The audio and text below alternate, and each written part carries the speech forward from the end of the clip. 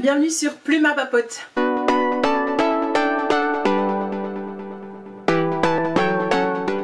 Je suis ravie de vous accueillir aujourd'hui sur ma chaîne pour un petit bilan de mes lectures du mois de mai. Comme vous l'avez vu le mois précédent, je vous avais sorti une vidéo pile à lire pour le mois de la fantaisie parce que je voulais que ce soit un des thèmes récurrents de mes lectures au mois de mai. Ça a été un échec, on va dire ça comme ça. J'ai pas beaucoup lu au mois de mai, je vais vous parler de 4 ou 5 livres si je me souviens bien, ce qui n'est pas beaucoup pour un mois complet, où généralement j'arrive à 8-10 lectures et les très bons mois à plus de 12 lectures, plus de 12 romans environ. Pourquoi? Tout simplement, je ne vais pas dire que c'est une panne de lecture, mais tout simplement le mois de mai a été un petit peu compliqué, point de vue de tout ce que j'avais à gérer au niveau du travail. On commençait à parler des confinements, on ne savait pas trop nous les enseignants comment on allait reprendre, il fallait planifier plusieurs choses, etc. Et il n'y a rien à faire, ça prenait pas énormément de temps, mais il y a un petit vélo dans sa tête qui tourne et voilà. Puis plein d'autres projets sur le côté également qui font que je n'ai pas été super disponible pour lire. En plus de ça, les mois précédents, j'ai lu énormément, mais vraiment beaucoup. Et donc, en toute logique, moi je lis par phase en fait. Donc il y a des mois où je vais lire beaucoup, où je vais atteindre pratiquement 20 livres sur le mois. Les très bons mois, ça va prendre 2 mois pour arriver à ça. Et puis je vais redescendre, remonter et ainsi de suite. Clairement ici, je suis dans une phase descendante de la lecture. Mais en ce début de mois de juin, ça reprend bien. Voilà, écoutez. Je fais avec. Alors sans plus attendre, je vais enfin vous parler de mes lectures parce que je vois que le temps défile et je vous ai toujours pas causé des bouquins que j'ai lus au mois de mai. Alors vous le savez sans doute si vous suivez la chaîne, mais je me suis lancée dans l'aventure potagère. Et donc j'ai lu 3 livres sur le potager, non 3 livres sur le potager, environ on va dire 2 livres et demi, au mois de mai. Je vous parle tout d'abord de celui de Stéphane Marie, donc Silence ça pousse du potager à l'assiette. Donc je vous mets la couverture ici. C'est un livre que ma maman et mon papa m'ont prêté, que j'ai lu assez rapidement. J'ai survolé ce qui m'intéressait. Stéphane Marie, c'est quand même un jardinier assez traditionnel, je trouve. C'est très intéressant ce qu'il dit, hein, mais moi je m'intéresse franchement plus à tout ce qui est permaculture, etc. Donc il n'a pas trop répondu à mes attentes, même si c'est un très beau livre de jardinage et qu'il y a des recettes de cuisine derrière. Maintenant, la plupart des recettes qu'il proposait, je dis ouais, c'est facile à faire, enfin, ça tombe sous le sens en fait. C'est pas que c'est facile à faire, mais ça tombait sous le sens bien entendu. J'ai parcouru aussi un livre de potager, enfin de jardinage, qu'il m'avait prêté, le potager mois par mois. C'est bien, mais j'aurais assez vite rendu. Donc voilà, les 2 livres de jardinage que j'ai parcourus. Ensuite, donc début du mois, je me suis dit c'est le mois de la fantaisie, donc lance-toi dans ta palle du mois de la fantaisie et lis Oraison de Samantha Bailey que moi j'ai acheté en numérique et donc que je vous mets là. J'avais acheté l'intégrale donc il y a quelques années et j'ai donc commencé à lire ça sur ma liseuse. Ce fut un échec cuisant. J'ai abandonné ce livre, je ne l'ai pas terminé, je suis arrivée à plus ou moins 46% de l'e-book.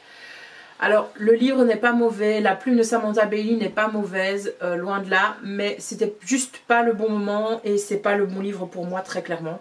Donc ce que je vais dire s'applique à moi, mais faites-vous votre propre avis sur ce livre, très honnêtement c'est pas parce que je l'ai pas fini que c'est un mauvais livre. Ici en fait dans cette histoire donc on est dans un monde de fantaisie avec le royaume de Elderon, je sais pas comment on doit le prononcer forcément. Qui a envahi ses voisins et qui les a en quelque sorte, enfin même pas en quelque sorte, asservis. Enfin, bonne dynamique colonialiste quoi, hein, on connaît. Et début t'es là, tu dis ouais c'est quand même un monde très manichéen, c'est noir, c'est blanc, voilà. Sauf que les gens qui ont été asservis sont pas tout gentils et au tout début de l'histoire on va suivre un personnage alors qui moi au début m'agaçait énormément. Je me suis dit mais je vais pas la suivre pendant 1000 pages, c'est pas possible, l'autre là c'est une vraie cruche. Elle meurt, elle est tuée par des rebelles anti-Elderon. C'est pas un gros spoiler que je vous fais, ça se livre, ça arrive vraiment dans le premier ou le deuxième chapitre. Hein. C'est le début de l'histoire, voilà, c'est le point de départ finalement de l'histoire, c'est ce meurtre de cette jeune fille. Et donc, tu dis ouais, elle a essayé, Samantha Bailey, d'intégrer quand même un monde, enfin de créer un monde qui n'est pas tout blanc ou tout noir. C'est quand même, elle essaye d'y amener des nuances et ça c'est bien.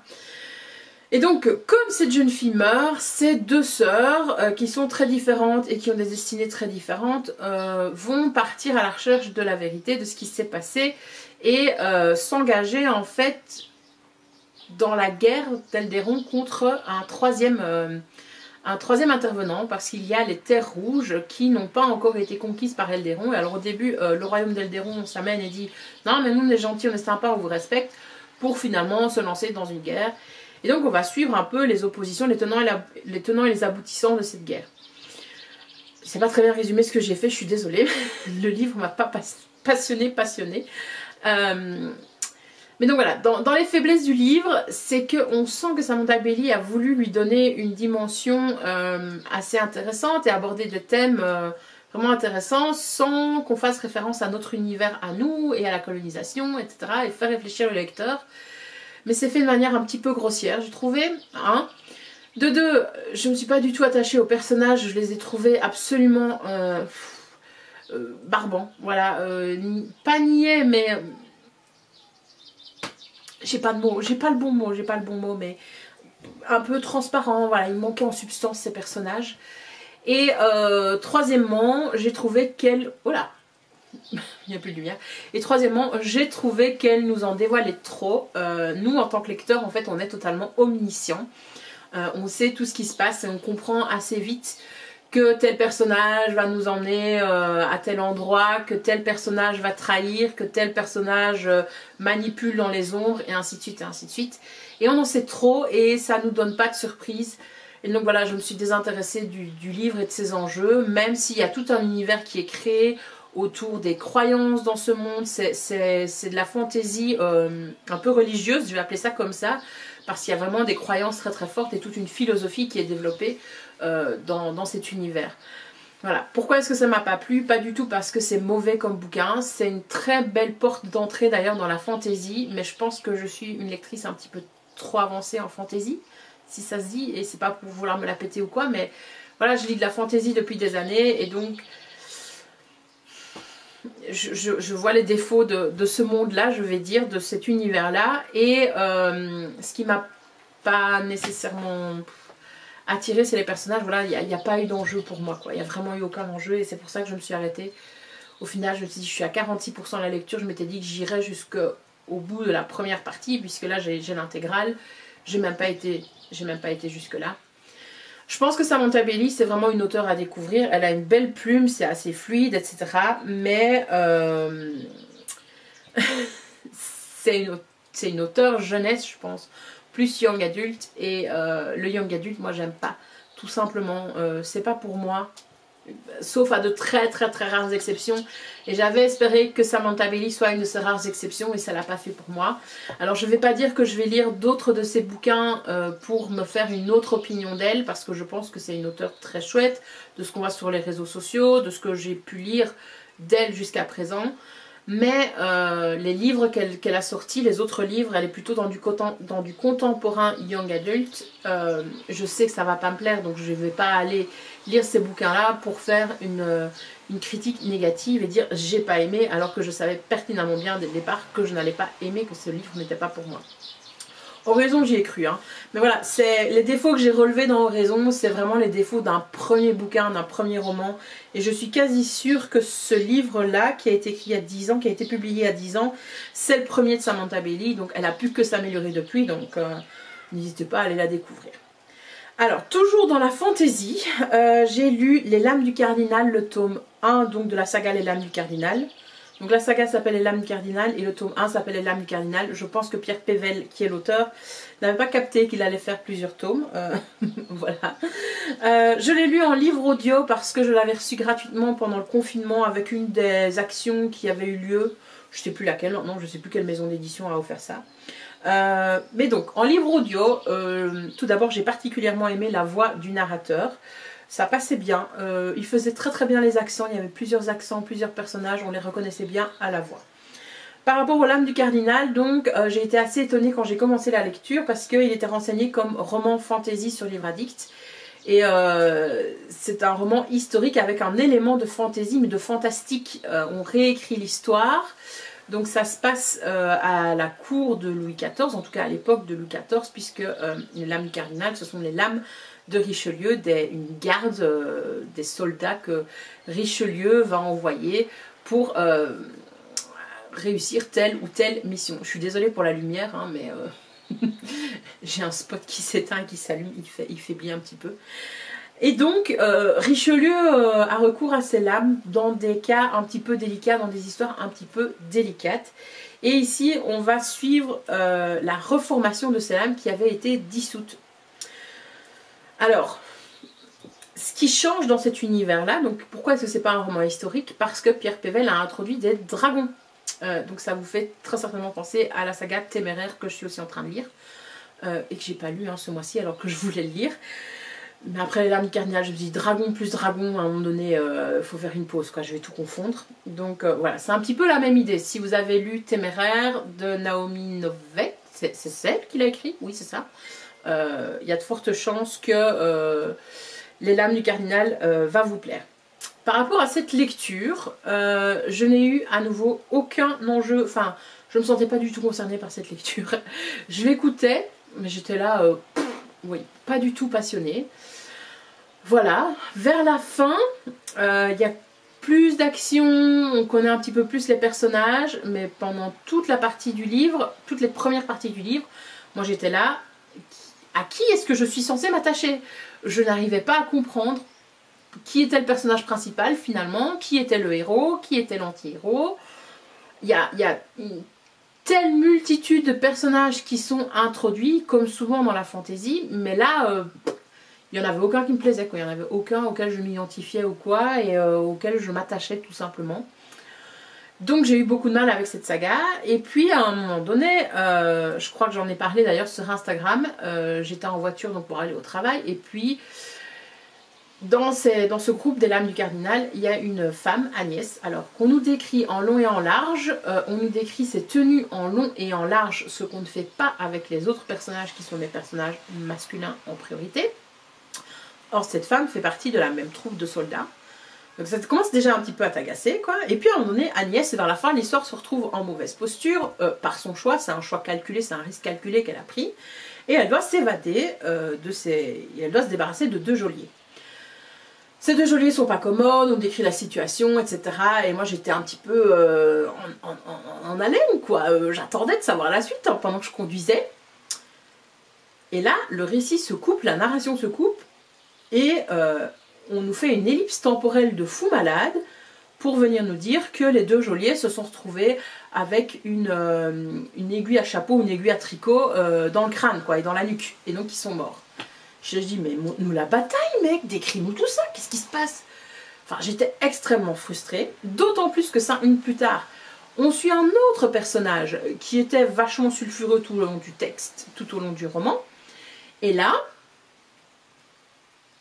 c'est un mec, un courtisan qui n'a pas de... qu'on ne nous a pas présenté comme ayant des qualités au combat. Et là, Pierre Pével nous décrit en long et en large, pendant de longues minutes, puisque je l'ai entendu en livre audio, son combat. Je dis, mais le traitement des personnages féminins, quoi. T'as créé un super personnage féminin pour tes lames et tu nous en parles pas plus que ça de ces combats. Et ça m'a saoulée ce jour-là. Donc, lecture très très très mitigée pour moi parce que voilà, je me suis dit, je finis ce premier tome et puis voilà, ce sera fini. La fin était un petit peu meilleure malgré ce traitement du personnage féminin d'Agnès qui me saoulait un petit peu. Et puis, j'arrive à la dernière ligne du livre. Et j'étais à nouveau en voiture, puisque j'écoutais en voiture. J'ai eu une réaction, mais j'étais là, waouh! Je l'avais pas vu venir. Franchement, je ne l'avais pas vu venir. Et maintenant que je sais ce qui est dit à la dernière ligne, je suis là, je dis, mais oui, il y avait tellement d'indices, c'est tellement évident. Mais j'ai écouté ça d'une oreille, j'ai pas été chercher plus loin midi à 14 h, donc finalement Pierre Pével m'a baladé. Donc voilà, aussi une lecture un petit peu mitigée, avec des défauts. Mais moi qui m'étais dit pendant toute la lecture je ne lirai pas le tome 2 ni le tome 3, clairement je vais lire le tome 2 et je vais lire le tome 3. Il y a du bon là-dedans. Il y a du bon, il y a du bon. Ensuite, j'ai lu des trucs qui n'ont rien à voir avec la fantasy parce que ça marchait pas trop. Et donc, je me suis dit, change de registre. Et donc, je me suis lancée dans la lecture d'un Zola, La Bête Humaine. Alors, j'ai mis tout le mois à le lire. Hein. Je l'ai lu très lentement parce que, comme je vous ai expliqué au début de la vidéo, voilà, trop de choses à penser. J'avais eu un rythme de lecture trop intense les mois précédents. Donc là, il fallait que je souffle un petit peu. C'est un livre que j'avais trouvé dans la boîte à livres que j'avais pris un petit peu au hasard. Et Zola, la première fois que j'ai entendu parler de Zola, c'était quand j'avais 15 ans, 14-15 ans je crois, à l'école. Lors d'une présentation en cours de français, il y avait une fille de ma classe qui avait lu toute la saga des Rougon-Macquart. Rougon ou Rougon-Macquart? Rougon-Macquart. Et donc oui, ça avait l'air sympa, mais ça m'attirait pas plus que ça, donc je laisse passer. Je découvre Booktube des années plus tard et je tombe sur des booktubeuses genre Lemon June, Pineapple Apple qui ne font plus de vidéos malheureusement, mais qui étaient mes fans de Zola. Il y a Flo Books aussi qui est fan de Zola intégral. Et donc voilà, Zola c'est quand même un nom qui revient souvent. Et dès que tu lis les premières lignes, t'es là, tu dis ah ouais. Tu comprends pourquoi cet auteur est porté au nu. Et quel génie, quel génie, quel génie. J'ai vraiment beaucoup aimé La Bête Humaine.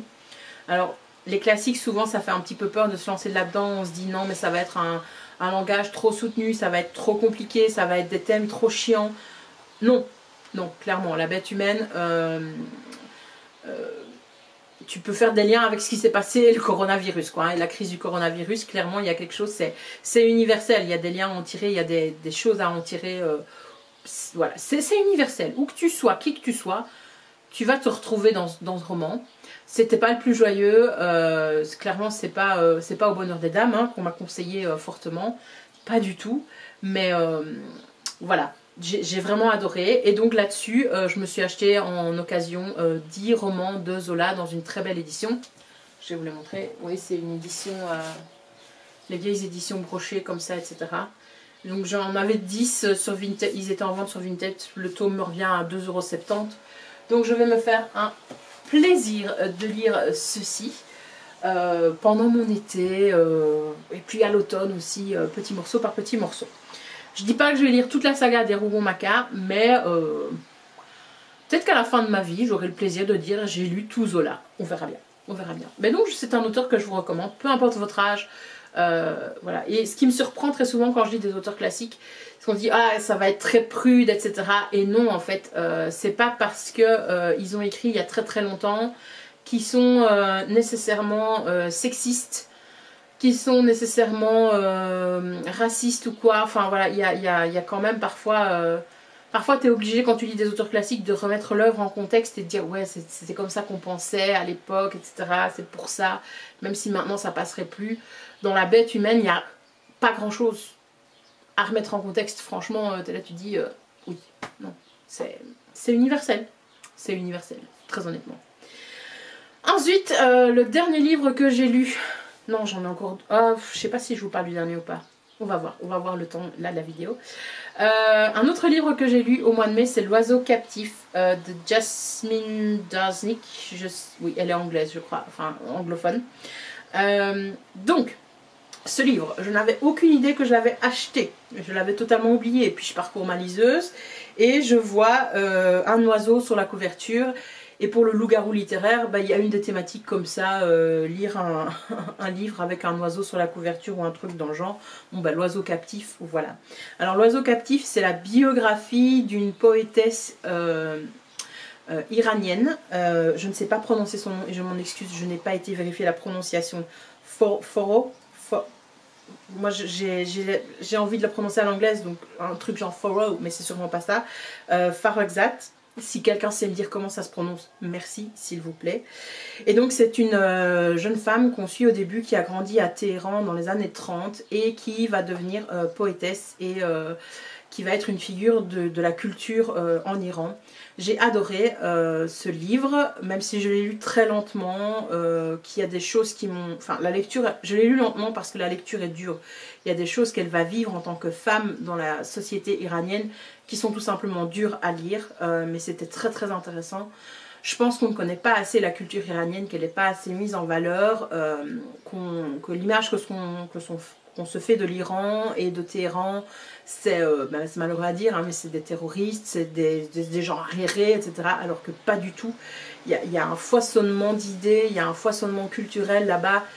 Et c'est dommage qu'on n'y ait pas accès et que nos deux mondes, nos deux cultures soient coupées. Voilà. Et donc, lisez ce livre qui a très certainement des petits défauts, mais qui a le mérite d'exister avec des poèmes de l'auteur, de la poétesse qui ont été traduits. Donc je trouve ça très très chouette. J'en ai fini pour mes lectures du mois de mai. Je vous retrouverai de toute façon en juillet pour mes lectures du mois de juin. N'hésitez pas à me dire vous ce que vous avez lu durant ce mois. J'espère que vous avez fait de très bonnes lectures. Et je vous dis à très vite sur la chaîne. Bye bye!